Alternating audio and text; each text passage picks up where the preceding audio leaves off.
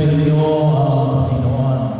At sumainyo. Ang mabuting balita ng Panginoon ayon kay San Lucas.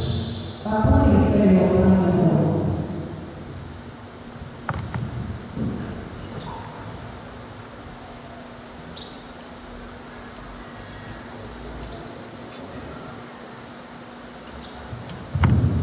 Noong panahon yun, sa nanggalang ng salita si Jesus sa mga tao, may isang babaeng sumigaw mula sa karamihan na nagsabi sa kanya, "Mapalad ang babaeng nagdala sa inyo sa kanyang sinapupunan at nagpasuso sa inyo."